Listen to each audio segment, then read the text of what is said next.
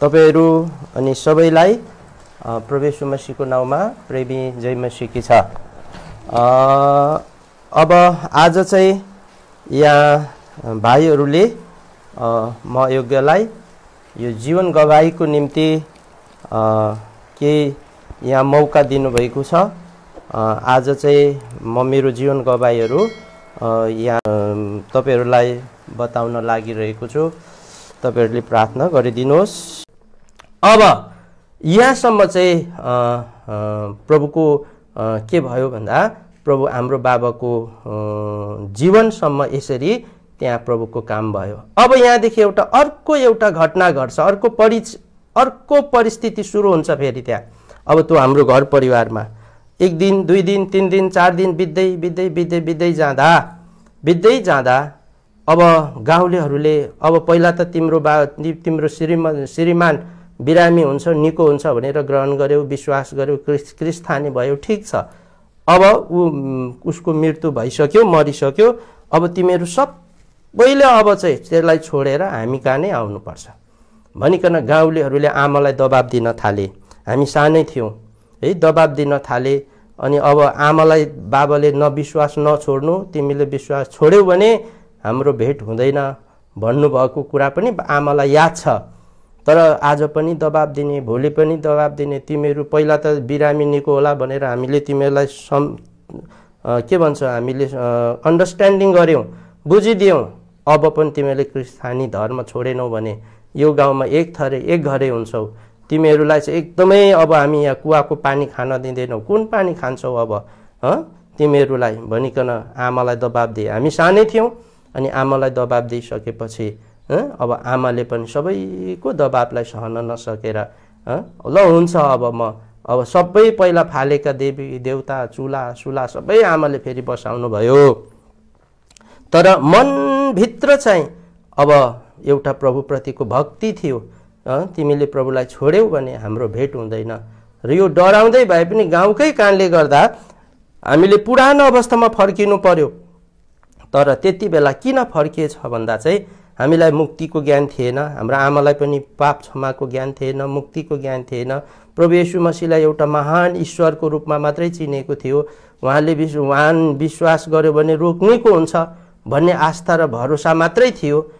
पाप क्षमा पाइन्छ, मुक्ति पाइन्छ, स्वर्ग जाने निश्चयता पाइन्छ भन्ने विश्वास बाबालाई हेरेर पनि अझै व्यक्तिगत रूपमा आमामा पनि आएको थिएन। हामी त सानै थियौँ। अनि त्यो कारणले मुक्तिको निश्चयता नभएको कारणले चाहिँ फेरि त्यहाँ सबै हामी गाउँलेहरूको त्यो संस्कार अनुसार, गाउँलेहरूको रीति अनुसार फेरि हामी फर्क्यौँ। अनि करिब त्यति फर्किसकेपछि अब आमाले मलाई बाबाको मृत्यु भएको 2 दिनपछि स्कुलमा भर्ना गर्न लाउनु भयो। म पनि स्कुल जान थालेँ, बहिनी स्कुल जान थाल्यो, भाइहरू स्कुल जान थाल्यो। हाम्रो आमाले एउटा साहस गर्नुभयो, तेरो बाबुले तिमीहरूलाई पढा भनेको छ, अब तेरो बाबु मरेर गयो, म तिमीहरू सबैलाई पढाउँछु, तिमीहरू निराश नहौ भन्ने 8 दिन हुन्थ्यो है। बाबाले यो 8 दिन, आमाले यो 8 दिन हुन्थ्यो। बाबाको मृत्यु भएको 3-4 दिनपछि उहाँले हामीलाई स्कुल पठाउनु भयो। त्यति बेला स्कुल मङ्सिरमा सुरु हुन्थ्यो सेसन।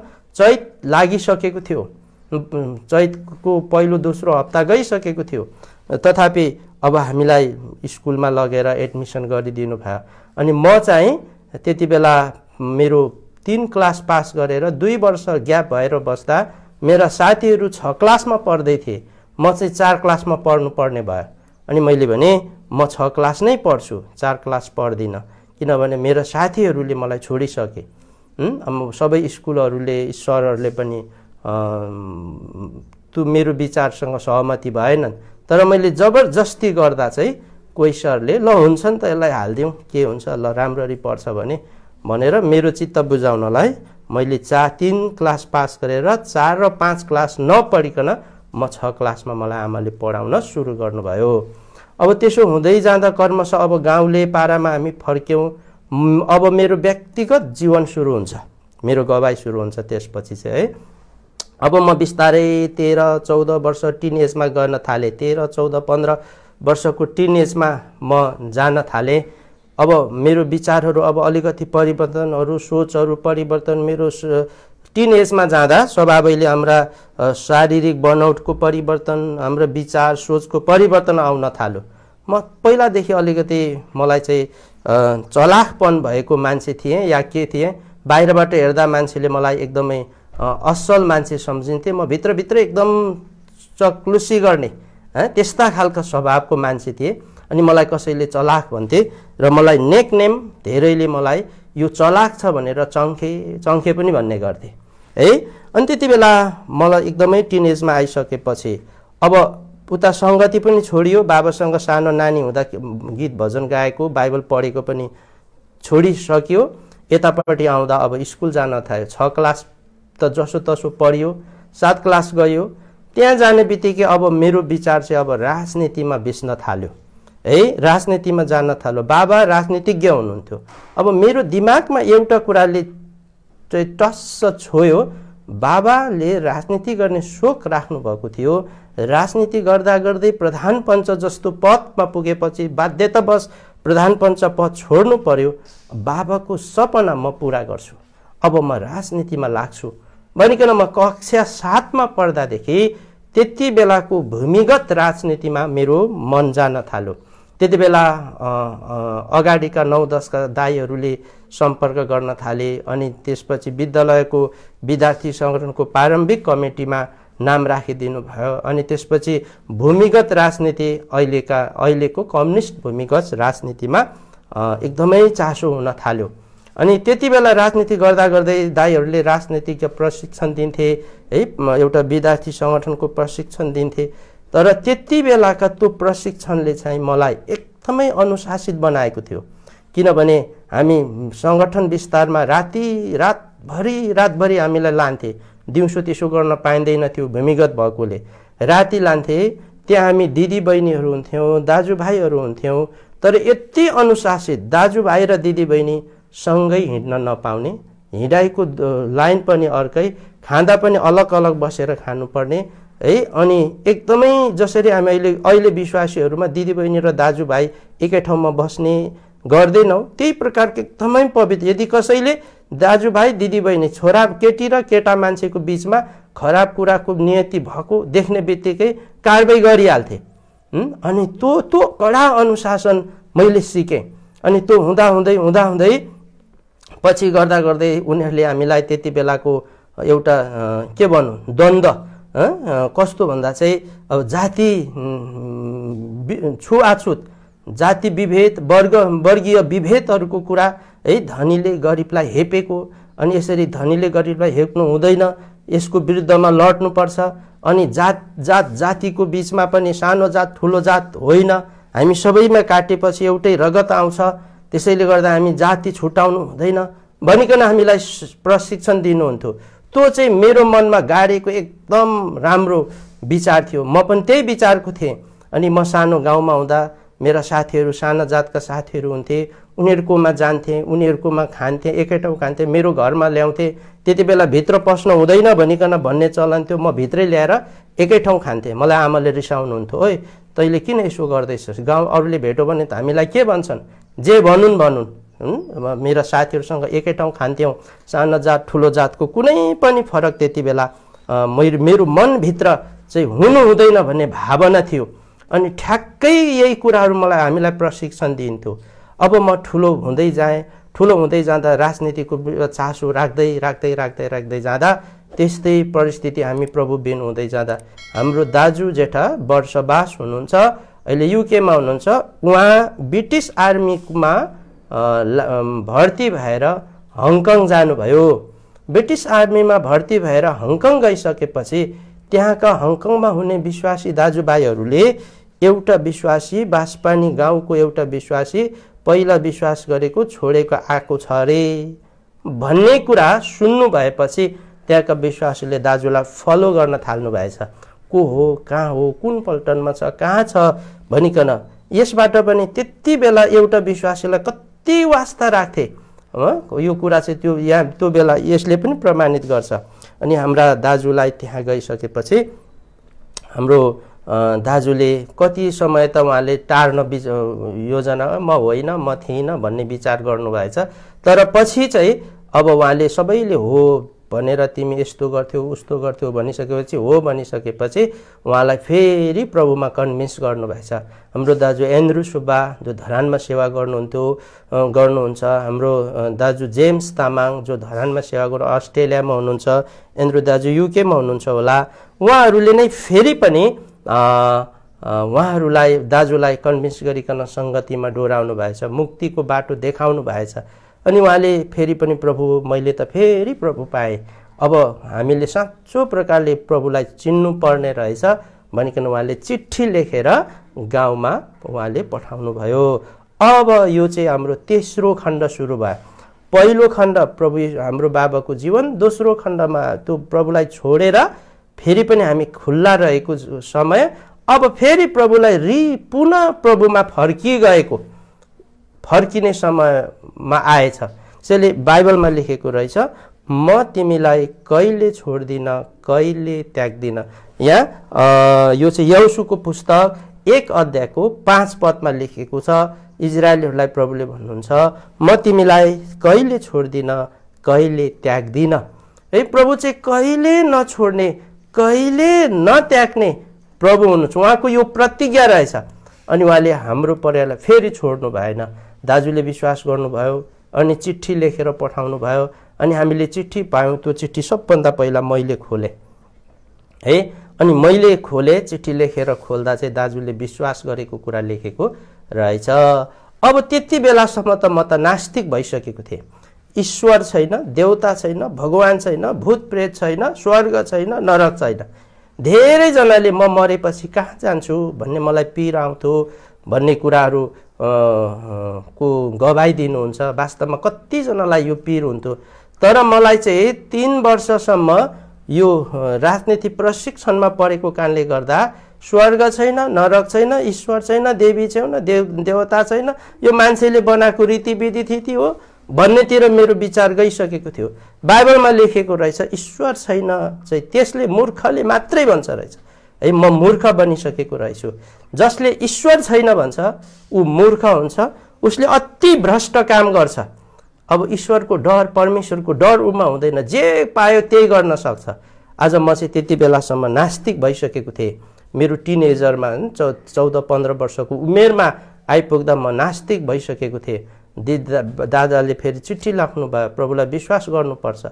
अब फेरि यसो कुरो गर्दै जाँदा चाहिँ अब प्रभु येशू मसीहको विषय, येशू पनि को नै पो हो र जस्तो मेरो विचारमा आइसकेको अवस्था। सानो बालकमा गीत गाएको, मैले भजन गाएको, बाइबल पढेको बाबाको समयमा बिर्सिसकेको थिएँ। तर दाजुको चिठीले मलाई फेरि येशूको बारेमा अध्ययन गर्न बाध्य गरायो।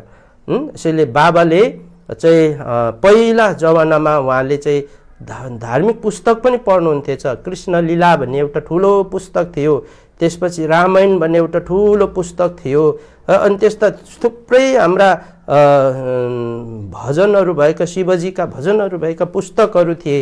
ती पुस्तकहरूलाई पनि राखेँ, बाइबल पनि राखेँ। अब चाहिँ ईश्वर हो कि होइन भनेर मैले ईश्वरलाई जाँच्न थालेँ।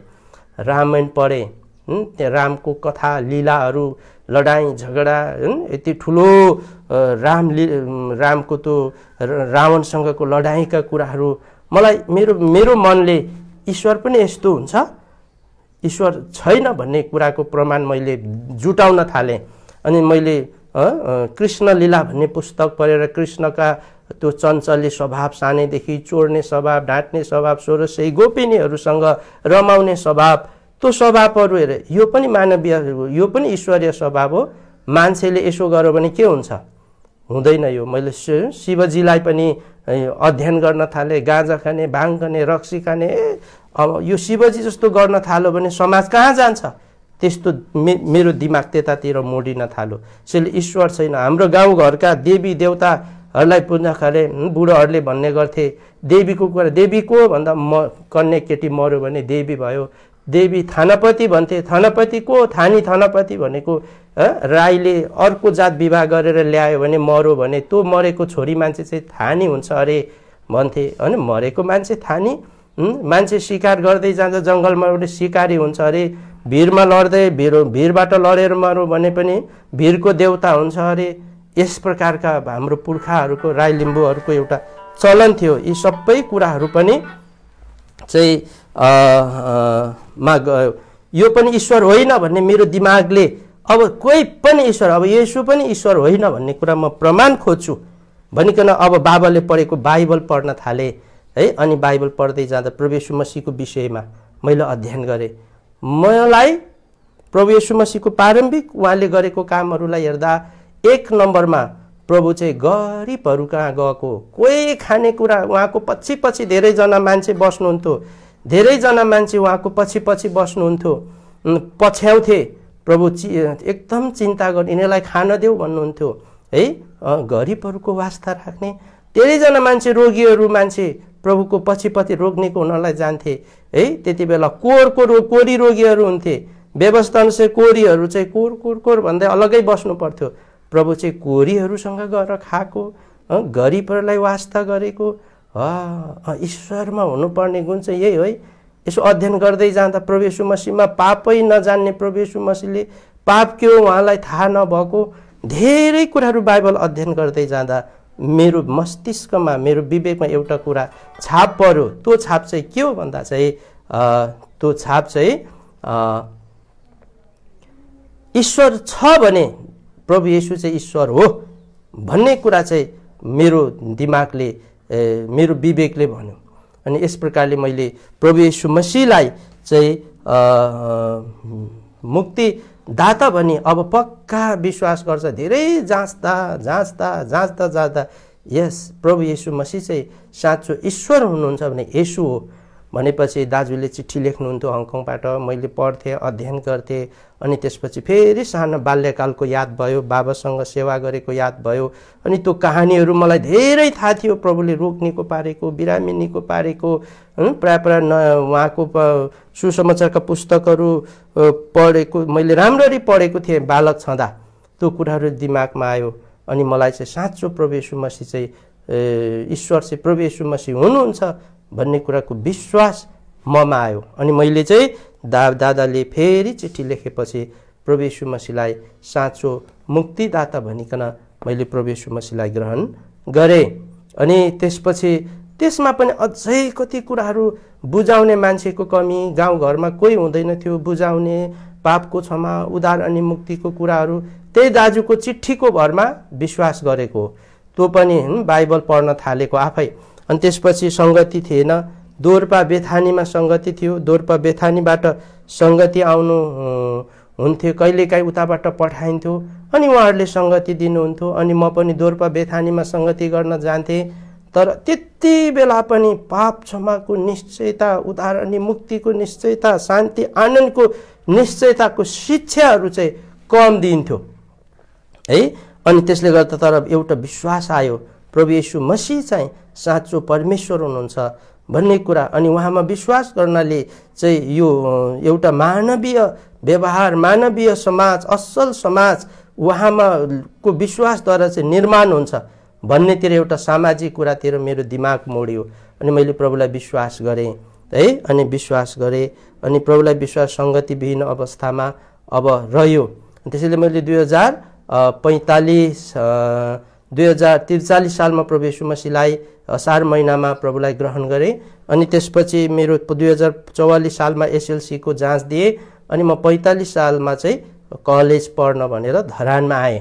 अनि धरानमा कलेज पढ्न आएर धरानमा आइसकेपछि चाहिँ अब मेरो फेरि अर्को जीवनको अर्को मोड सुरु भयो। जीवनको अर्को मोड सुरु भयो।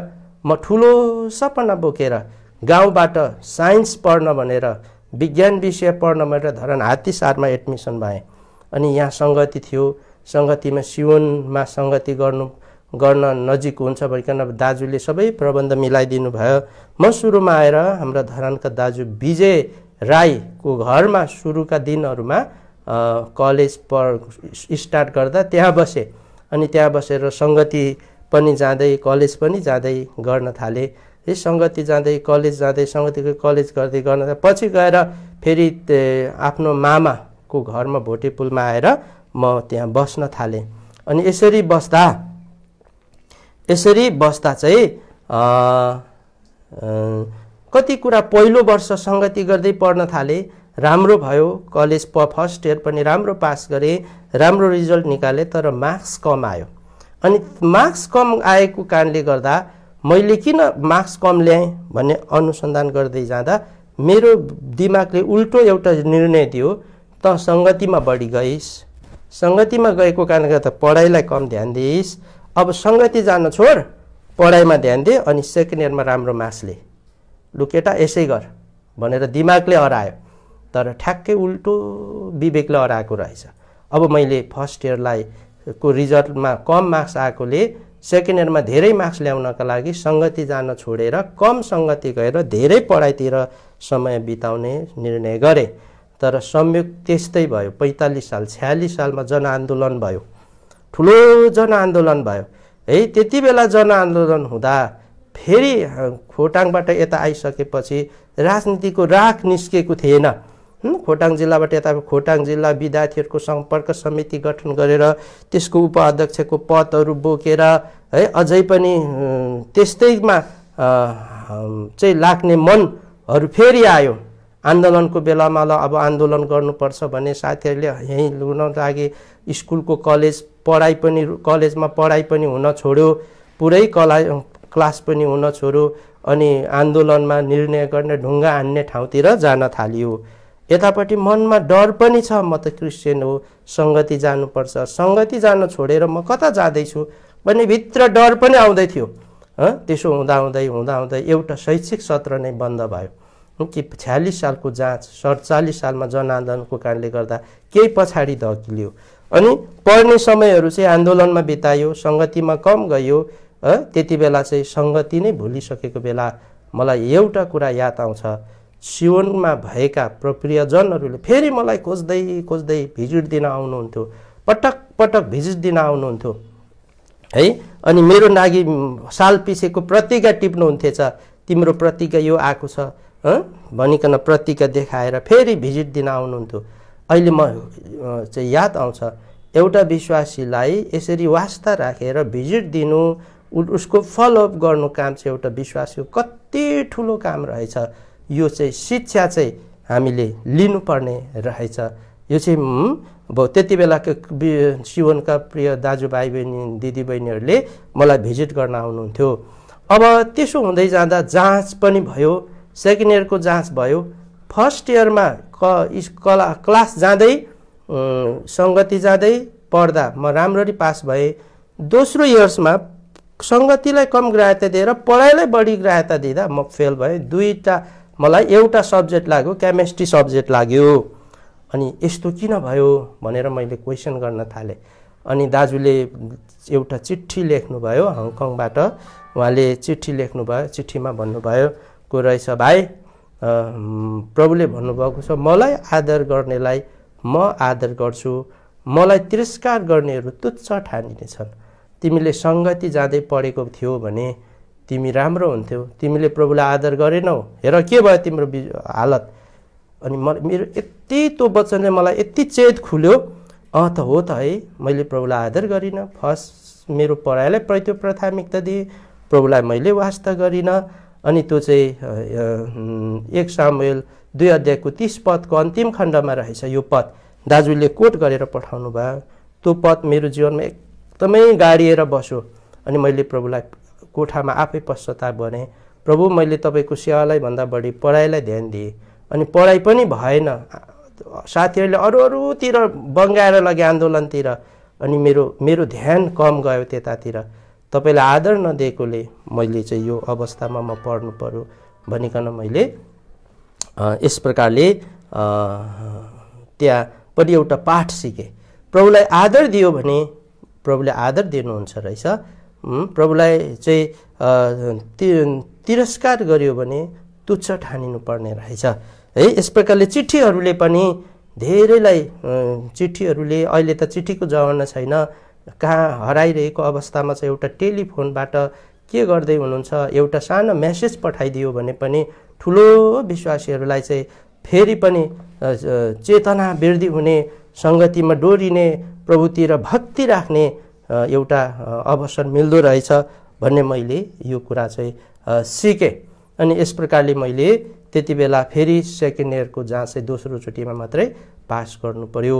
अनि यसपट्टि मैले फेरि त्यो हुँदै हुँदै हुँदै जाँदा अब मेरो एउटा अर्को जीवनको अध्याय सुरु भयो। मैले सिकेँ प्रभुलाई आदर दियो भने मात्रै आदर हुँदो रहेछ। अनि समय बित्दै जाँदा सबै गाउँमा सबै प्रभुका छोरा हाम्रा घरका आमाहरू भाइ बहिनीले ग्रहण गरिसकेका रहेछन्। अनि दाजुले सबैलाई धरानमा ल्याउने योजना गर्नुभयो। हामी धरानमा आयौँ, 1 वर्षदेखि धरानमा बस्यौँ, धर्म सङ्गति गर्दै रह्यौँ। अनि धरानमा सङ्गति गर्दै रहेपछि फेरि प्रभुले हामीलाई यो खेतीको नजिक भनिकन तरहरामा सङ्गतिमा ल्याउनु भयो। हामी सपरिवार तरहरामा सङ्गतिमा आयौँ। अब जब हामी तरहरामा सङ्गतिमा आयौँ त्यसपछि अब मेरो जीवनको अर्को अध्याय सुरु भयो। अब पढाइ पनि आइएससी भन्दा बढी जान नसक्ने अवस्था भयो। अब मेरो मन नै भएन, मलाई पढ्न मन भएन। अनि अर्को कुरा अब त्यति बेला सबै वैदेशिक रोजगारमा जाने चलन आयो। अब म पनि वैदेशिक रोजगारमा जानुपर्छ कि मैले पनि केही गर्नुपर्छ कि कसरीकन एउटा अब गर्ने भनिकन प्रभुलाई सोध्ने चरणमा एकदमै आउनु पर्यो। अनि तरहरामा आइसकेपछि एउटा यस्तो घटना घट्यो है। अब म तरहरा आउने अवस्थामा आउँदै गरेको अवस्थामा यहाँ चाहिँ तरहरामा चाहिँ सन्डे स्कुलको सेवा रोकिएको थिएछ। लामो समयसम्म गीत भजन गाउनेहरूको मान्छे नभएको लामो समयसम्म पहिलाहरू हुनेहरू दाजुभाइ दिदीबहिनीहरू विदेश गएको अवस्थामा यहाँ आएपछि प्रभुका दासहरूले सन्डे स्कुलको सेवा जानी नजानी गर्ने अवसर जिम्मा दिनुभयो। अनि जानी नजानी गीत भजन गाउनु पर्ने, बाजा बजाउनु पर्ने अवस्थाहरू सिर्जना भयो बाध्यतावश। अनि कोही नहुँदा काम चलाउले यहाँ काम गर्न थाल्यो। अनि साना साना भाइहरूलाई एकदमै एक्स्ट्रा राखेर सिकाएर दुक्की, तबेला, कङ्गु अनि गिटार, त्यत्तिकै हार्मोनियमहरू के भन्छ गुरु बिनाको त्यत्तिकै गरेर हामीले सिक्यौँ। अनि यहाँ आइसकेपछि सन्डे स्कुलको सेवाकाहरूमा दुःख सुख गर्नु पर्यो। अनि त्यसपछि अब एउटा प्रभुका दासहरूले मैले सिकेको अर्को कुरा चाहिँ प्रभुका दासहरूले चाहिँ एकदमै चिन्ता राख्नुहुन्थ्यो, मेरो फिक्री गर्नुहुन्थ्यो। 1 नम्बर फिक्री मेरो चाहिँ जागिरको फिक्री गर्नुहुन्थ्यो। धेरैजनाले अब तपाईँ विदेश नजानु, यतै केही जागिर गर्नुपर्छ, यतै बसेर जागिर गर्दै सेवा गर्दै गर्ने खालको जागिर गर्नुपर्छ भन्नुहुन्थ्यो। मैले पनि धेरै प्रार्थना गरेँ, प्रभु अब म के गरौँ?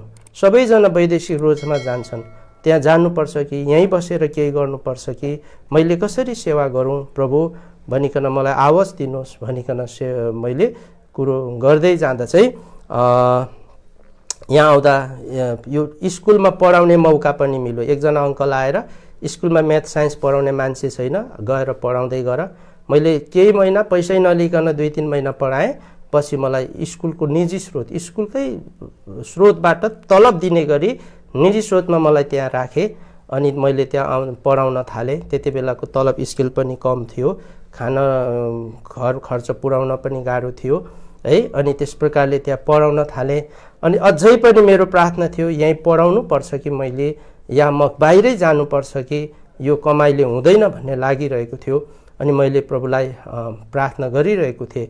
अनि जबरजस्ती अब के भन्छ कोरियामा जानुपर्छ पैसा कमाउन भनिकन सल्लाह भयो घर परिवार। कोरियाको लागि यहाँ हामी यहाँबाट म हङकङसम्म उडेर गएँ। हङकङबाट कोरिया जानुपर्ने इलिगल थियो, जान सकिनँ। नजान नसकेपछि त्यहाँ करिब 1 महिना चाहिँ लाजरसन भाइजी र हनोक सेन भाइजी चाहिँ त्यहाँ भिजिट जानुभएको रहेछ। उहाँहरूसँग चर्चमा सँगै बस्ने मौका मिल्यो है। अनि त्यहाँ बस्ने 1 महिना करिब 1 महिनासम्म त्यहाँ सङ्गति गर्दै बसिसकेपछि अब उता कोरिया जाने कि नजाने भन्ने विषयमा अब कोरिया चाहिँ नजानु बेस छ। मलाई प्रभुका बढेका दासहरूले वचन अनुसार प्रभुको इच्छा देखाइदिँदा पनि एकदमै यो चाहिँ प्रभुबाटको हुँदो रहेछ भन्ने मैले सिकेँ।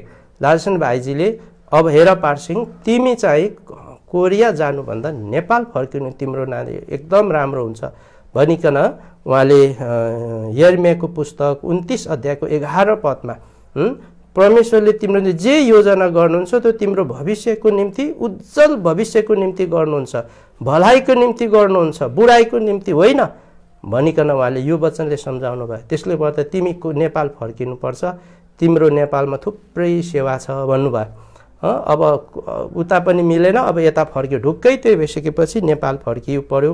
नेपाल फर्क्यौँ, त्यसरी दुःख सुख सेवा गरिराख्दा अब के गर्ने त, अझै कसरी गर्ने प्रभु भनिराख्दा मैले प्रार्थना गरेँ, यदि तपाईँको इच्छा हुन्छ यही नेपालमा रहेर यहीँ बसेर चाहिँ तपाईँको सेवा गर्नुपर्छ भने केही थाई जागिरहरू दिनुहोस्, केही व्यवसायहरू दिनुहोस् भनेर मैले प्रार्थना गरेँ। मलाई त्यो साल तिमीले प्रार्थना गर म उत्तर दिनेछु भन्ने प्रतिज्ञा प्रभुले दिनुभएको थियो। प्रभुले प्रार्थना गर म उत्तर दिनेछु, प्रभु तपाईँले प्रार्थना गर उत्तर दिनेछु भन्ने प्रतिज्ञा मलाई यो नयाँ सालमा दिनुभएको छ। अब म प्रार्थना गर्छु, म विदेश जाउँ कि यहीँ बसौँ, यहीँ बस्नु छ भने मलाई जागिर दिनुहोस्, केही छ भने मलाई केही व्यवसायको आदर दिनुहोस्। त्यो साल प्रभुले मलाई दुईवटा कुरा एकैचोटि दिनुभयो। पहिलो कुरा मलाई थाई जागिर दिनुभयो, टिचिङमा म टिचरमा थाई भएँ।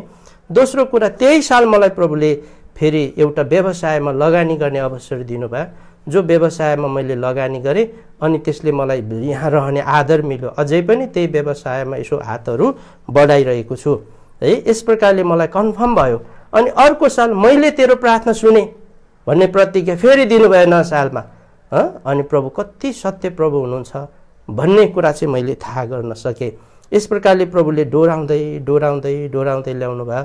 प्रभु कति हामीलाई नत्याग्ने नछोड्ने डोराउने प्रभु हुनुहुन्छ रहेछ भन्ने कुरा मैले फेरि प्रभुले मलाई बुझ्न दिनुभयो। यस प्रकारले यहाँ आएपछि मेरो फिक्री गर्ने धेरै जिम्मेवारहरूले प्रभुका छोराहरूले मेरो विवाहको निम्ति फिक्री गर्नुभयो। करिब 4-5 वर्ष लामो समयसम्म ओपन प्रे मण्डलीमा सूचना भएको 4-5 वर्षसम्म फलानाको बिहाको लागि प्रार्थना गरिदिनु भनेर यति लामो सूचना त हुँदैन थियो होला सायद। मेरो विवाह पनि 5 वर्ष मण्डलीमा के भन्छ त्यो सार्वजनिक सूचना भइसकेपछि यहाँ मात्र होइन अरू मण्डलीमा फलानाको बिहा गर्नुपर्ने प्रार्थना गरिदिनुहोस् भनेर सूचना गर्न लगाएको। अनि त्यसले गर्दा चाहिँ लामो समयसम्म विवाहमा पनि प्रभुले अद्भुत प्रकारले विवाहमा पनि प्रभुले अगुवाई गर्नुभएको छ। अब यो समयले गर्दा यसतिर म गएन। प्रभु चाहिँ पक्का हामीलाई डोराउनुहुन्छ। यहाँ लेखिएको छ भजन सङ्ग्रहको पुस्तक 32:8, म तिमीलाई शिक्षा दिन्छु, तिमीले कुन मार्गमा हिँड्नुपर्ने सो म तिमीलाई सिकाउने छु भनिकन प्रभुले भन्नुभएको रहेछ है, प्रभुको वचनमा लेखिएको छ। यसैले हाम्रा प्रभुले हामीलाई हरेक कदम कदममा हरेक ठाउँमा अन्यलमा पर्दा सबै कुरामा सिकाउनुहुन्छ। अनि हाम्रा घटी कमीमा पनि प्रभुले भरपुर पारिदिनुहुन्छ। अब सुरुमा एउटा कुरा मलाई यो एकदमै मेरो जीवनमा रगाडेको, म यो बार भन्ने गर्छु, प्रभुले बोल्नु भएको कुरा है। अब तर भर्खर आएको थियो, कसै घर कोठामा भाडामा बसिरहेको अवस्था थियो, रुपियाँ पैसाहरू एकदमै सकिएको अवस्था थियो। अब के गर्ने, अब भोलि खाने केही छैन, न त यतापट्टि साग सब्जी पनि केही छैन, नुन भुटुन पनि केही छैन, रुपियाँ पैसा पनि केही छैन। कसैलाई मागौँ चिनेकाहरूलाई भन्दा पनि भर्खर आएको चिनेकै छैन, कसरी मुख फोड्ने, एकदम गाह्रो भइरहेको थियो। हामी घरमा परिवारहरू फ्यामिली प्रेमा बस्यौँ। अनि फ्यामिली प्रेमा बसिसकेपछि सबै मिलेर प्रार्थना गऱ्यौँ, प्रभु भोलि यस्तो कन्डिसन छ, प्रभु सबैको उपलब्ध गरिदिन सक्नुहुन्छ, प्रार्थना छ, भोलि के गर्नुपर्छ तपाईँले सहायता गर्नुहोस् भनेर राति फ्यामिली प्रेमा बेलुका प्रार्थना गरेको। भोलि बिहान त एकजनाले ढोकामा 4 बजे, पुसको महिना थियो, 4 बजे ढोकामा ढकढक गरेर ढोका ढकढक्यायो। म को भनेर ढोका खोल्न जाँदा एकजना बहिनी मकाएर मलाई चाहिँ उनले चाहिँ 600 रुपियाँ मेरो हातमा हालिदियो। अनि यो के हो, कहाँबाट लिएको भनेको त सरी सर भन्छ। के भयो भनेको, आजभन्दा 6 महिना अगाडि मैले तपाईँसँग ट्युसन पढेको थिएँ, मैले 6 महिनाको पैसा तिर्न बाँकी नै थियो, त्यसले गर्दा यो चाहिँ मेरो पैसा मलाई माफ गर्नुहोस् भनेर उसले 600 पैसा मेरो हातमा राखिदियो। म छक्कै परेँ, यो संयोग थिएन, राति फ्यामिली मिलेर गरेको प्रार्थनाको उत्तर थियो। मैले त्यो प्रार्थनालाई सम्झेँ। त्यो 4 बजे बिहानै त्यो बहिनीको हृदयलाई कसरी तेरो पैसा पुर्याउनु जा भनेर प्रभुले, मैले त बिर्सिसकेको रहेछु, होइन होला तिमीले पढेको थिएन होला, होइन होला, हो सर हो, मलाई थाहा छ, 6 महिना अगाडि पढाएको कुरा बिर्सेको रहेछु। प्रभुले त्यो खाँचो पनि पुरा गरिदिनु भयो। यसैले प्रभुले भन्नुहुन्छ, मलाई उहाँको भय मान्नेहरूलाई कुनै उत्तम कुराको खाँचो पर्दैन।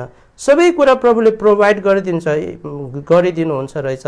फिलिपीको पुस्तक 4 अध्यायको 19 पद अनुसार ती घटनाहरू एउटा उदाहरण मात्रै हुन्। यस्ता हरेक विश्वासीको जीवनमा यस प्रकारको घटनाहरू चाहिँ भइरहन्छन्। अनि अर्को एउटा मेरो जीवनमा भएको एउटा शङ्का, मलाई शैतानले एउटा एकदमै शङ्का हालिदिन्थ्यो, त विश्वासी भइस्, तेरो पाप क्षमा भयो, त स्वर्ग जान्छस्, तेरो पाप क्षमा भयो, स्वर्ग जान्छ। कति धेरै, किनकि सुरुमा ग्रहण गराउँदा पनि, शिक्षा दिँदा पनि सुरुमा पाप क्षमा, पापको निश्चयता, रगतले पाप धुने कुराहरू कम सिकाइन्थे। खालि प्रभुमाथि विश्वास गर्न सिकाइन्थ्यो। तर पछि गएर तेरो पाप, पछि त सङ्गति गर्दै जाँदा पाप क्षमा हुनुपर्ने, मुक्ति पाउनुपर्ने, स्वर्गको निश्चयता हुनुपर्ने वचनहरू सिक्दै जाँदा चाहिँ आहा, मैले त सुरुमा यस्तो जानेको थिइनँ, प्रभुप्रति मेरो विश्वास त दर्रो छ, तर पाप क्षमा चाहिँ भयो के त भन्ने शङ्काहरू आइरहन्थ्यो। अनि प्रभुले मलाई वचनहरू देखाउनु, आवाजहरू दिनुभयो है। यसरी कन जकरियाको 3 अध्यायको 4 पद प्रभुले मलाई यो मेरो क्वेसन के प्रभु मेरो पाप क्षमा भयो, मलाई तपाईँले आवाज दिनुहोस् भनेर प्रार्थना गर्दा मैले तेरो अधर्म दूर गरिदिए, तँलाई दामी दामी धार्मिकताको वस्त्र पहिराइदिएको छु भनिकन प्रभुले आवाज दिनुभयो। तेरो यशायाको पुस्तक त्यहाँ 43को 22 हो कि कहाँ छ, त्यहाँ भन्छ आकाशको बादल हटाए जस्तो मैले तेरो पाप र अधर्मलाई मैले हटाइदिएँ।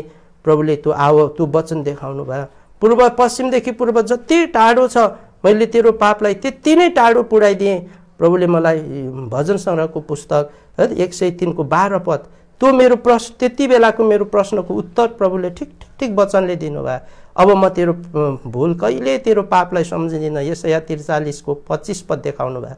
अनि कन्फिडेन्ट, यस मेरो पाप क्षमा भयो, पक्का प्रभुले बनाइदिनु। यसैले अनुहालमा परिरहेको बेला प्रभुको वचनले हामीलाई सम्हाल्दो रहेछ, प्रभुको वचनले हामीलाई यो कुरा सिकाउँदो रहेछ। अनि स्वर्ग जाने निश्चयता, पहिला त म स्वर्ग छैन, नरक छैन, ईश्वर छैन, केही छैन भनिरहने मान्छेलाई प्रभुले कसरी अद्भुत प्रकारले परिवर्तन गरेर ल्याएर त्यो स्वर्गको झलकहरू दिनुभयो, स्वर्गका कुराहरू देखाइदिनु भयो, स्वर्ग जाने निश्चयता दिनुभयो। यो कुरा चाहिँ प्रभुले मेरो जीवनमा गर्दै गर्दै ल्याउनु भयो। सो प्रकारले अहिलेसम्म यस प्रकारले वचनको आधारमा, प्रतिज्ञाको आधारमा सम्हाल्दै प्रभुले अहिलेसम्म ल्याइरहनु भएको छ है। यसरी सेवा सङ्गति गर्ने क्रममा, यसले गर्दा कति कुराहरू चाहिँ प्रभुले मेरो जीवनमा गर्नुभयो। अब समय अभावको कारणले अरू धेरै कुराहरू भन्न अझै बाँकी नै छ। यस प्रकारले अब आजलाई चाहिँ म मेरो यो गवाहीलाई यहाँ अन्त्य गर्छु। तर योभन्दा बढ्ता मैले अहिले लकडाउनको अवस्थामा धेरै फेसबुकमा वचन, अहिले त मेरो फेसबुकको वाल चाहिँ अरू संसारको कुराले भन्दा पनि वचनले नै पिलपिल हेरो वचनै आइराखेको हुन्छ सबैतिर। कति खुसी लाग्छ। एकजनाले गवाही सुनाउने होइन देखाउने हो भनेर फेसबुकमा हालेको थियो। मलाई यो कुराले झस्याङ्ग भयो है। गवाही सुनाउने होइन देखाउने हो, अहिले असल गवाही चाहिँ अहिले देखाउने हो भनिकन त्यो पनि याद आउँछ है। हेर्नुहोस् त, साँच्चै नै जीवन भोगाइको क्रम चाहिँ यस्तो छ। अब प्रभुको वचनले भन्छ अब हाम्रो यो त जीवित हाम्रो गवाही चाहिँ कस्तो छ त। प्रभुले चाहिँ हामीलाई चाहिँ एउटा डाँडामाथि बसालेको सहर भन्नुभएको छ। सबैले देख्छन् हामीलाई कस्तो देखिरहेका छन्। उज्यालोभित्र हाम्रो जीवनका रहन सहनहरू के हेरिरहेका छन् अरूले देख्दा, हाम्रो गवाही कस्तो छ है। त्यसैले प्रभुको वचनले भन्छ तिमीहरू मुक्ति पाउने र नपाउनेहरूको बिचमा ख्रिस्टको मिठो बास्ना हो। हामीबाट ख्रिस्टको बास्ना, ख्रिस्टको गुण कतिको प्रभाव भइरहेको छ। यसरी गवाही दिनुभन्दा पनि गवाही, हाम्रो जीवनमा गवाही फैलिनु चाहिँ कति असल कुरा रहेछ है। अब यो गवाही, अनि प्रभुले पावलले लेख्छन् है तिमीहरू ख्रिस्टको जिउँदो पत्र हो। सबैले पढ्छन्, हामीलाई कसरी पढिरहेका छन्। मेरो मनको डरै यही हो। अब अहिले मैले यति लामो वचन भने, गवाहीहरू भने, तर अरू हेर्नेले मलाई कसरी हेरिरहेका छन्, कसरी पढिरहेका छन्, ममा के देखिरहेका छन्, त्यो कुरा चाहिँ इम्पोर्टेन्ट रहेछ। त्यसैले बत्तीलाई चाहिँ बालेर हामी सामदानमाथि नै राख्छौँ, डालोले छोप्दैनौँ। मतलब हाम्रो जीवन देखिन्छ, सबैले देख्छन्। अनि यो देखि गवाई अब प्रार्थना गर्नुपर्छ। बाँकी रहेको दिनमा पनि यो गवाई चाहिँ अझै पनि एउटा ख्रिस्टको नाउँको मिठो बास्ना बनेर हामी चाहिँ विभिन्न ठाउँमा प्रभुको गवाई बन्नुपर्ने रहेछ। अघि परेको खण्डमा भन्छ त्यहाँ 4 ठाउँको गवाई छ है। प्रेरितको पुस्तक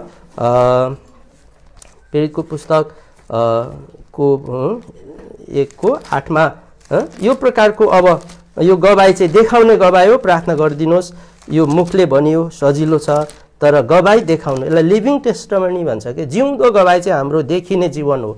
कसरी हामीलाई मान्छेले देख्दैछन्, कसरी मान्छेले हामीलाई पढ्दैछन्, हाम्रो जीवनबाट ख्रीष्टको नाउँको मिठो बास्ना फैलिँदैछ कि छैन, यो चाहिँ साँचो गवाई हो है।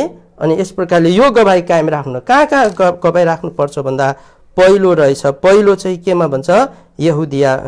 पहिलो चाहिँ पहिलो यरुशलेममा आफ्नै घर परिवारमा हुन सक्छ, यहुदियामा है। अनि मण्डलीहरूमा आफ्नो घर परिवारको गवाईमा पनि असल गवाई हुनुपर्छ, मण्डलीमा पनि असल गवाई हुनुपर्छ, वरिपरि छरछिमेकीमा असल गवाई, सामरियामा असल गवाई हुनुपर्छ। हामी जहाँ जाउँ, जुनसुकै क्षेत्रमा जाउँ, अफिसमा जाउँ, कलेजमा जाउँ, या जहाँ जाउँ, ख्रीष्टको नाउँको मिठो बास्ना हामीमा फैलिएको हुनुपर्छ। ख्रीष्टको असल गवाई हामी बनिरहेको हुनुपर्छ। यो गवाईलाई पक्रेर राख्न चाहिँ कठिन छ। त्यसैले हिब्रूको पुस्तक 12 अध्यायको 1 पदमा रहेछ, यतिका साँचीकोले घेरेको हुनाले अब सजिलै अल्मलाउने टन्टा भाडलाई पल्साउँदै, त्यहाँ त्यस्तो कुरा लेखेको छ। यस प्रकारले प्रभुले हामीलाई सहायता गरेका हुन् यो गवाईलाई कायम राखी छोड्नको लागि चाहिँ है। यस प्रकारले मैले चाहिँ यो मेरो नास्तिक सानो बाल्य अवस्थामा भएको मेरो बाइबल अध्ययनलाई चाहिँ त्यो सेवालाई बिर्सेर 20 को खाली पेटमा नास्तिक बन्न पुगे। दाजुको एउटा चिठ्ठीको कारणले गर्दा मैले प्रभुको जीवनलाई अध्ययन गर्न पाएँ, अरू धर्मका ईश्वरहरूको जीवनलाई अध्ययन गर्न पाएँ। प्रभु चाहिँ सत्य ईश्वर नै हो भने प्रभु येशू हो भन्ने कुरा मेरो विवेकले हेरेर प्रभुलाई फेरि प्रभुतिर अध्ययन गरेर प्रभुतिर फर्के। अनि यस प्रकारले फेरि पनि गर्दै जाँदा, संगति गर्दै जाँदा पाप क्षमाको यो के भन्छ, यो शङ्का मेरो मनमा आउन थाल्यो। प्रभुले पक्का पाप क्षमा भएको निश्चयताहरू दिँदै प्रभुले हरेक घटी कमीमा भरपुर गर्दै सेवाकाईमा प्रभुले धेरै अगुवाई गर्नुभएको छ।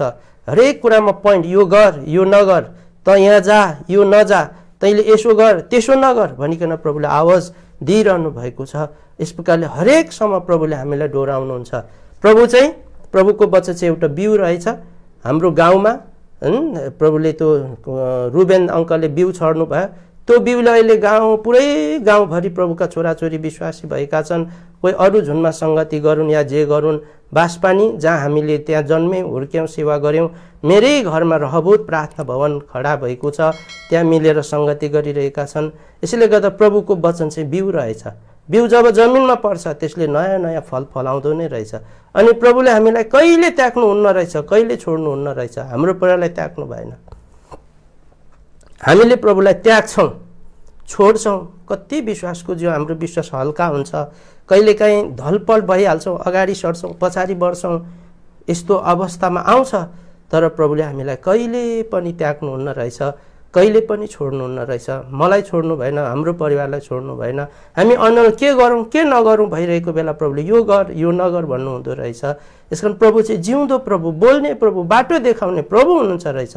अब यो गवाईलाई कायम राखी छोड्नको लागि चाहिँ हामीले यस प्रकारले एउटा ख्रीष्टको बास्नाको रूपमा, ख्रीष्टको पत्रको रूपमा अनि हाम्रो असल गवाई कायम राख्नु चाहिँ प्रभुले मलाई पनि सहायता गरेका हुन्। आज चाहिँ हामी याद राख्छौँ, केही लामो भयो, माफ गर्नुहोस् ल। प्रभुलाई धन्यवाद होस्। सबैलाई जय मसीह। नेपाली क्रिस्चियन फ्यामिली च्यानललाई सब्स्क्राइब गरिदिनुहोस्, साथै नोटिफिकेसन प्राप्त गर्नको लागि छेउमा रहेको बेल आइकनलाई थिच्नुहोस्।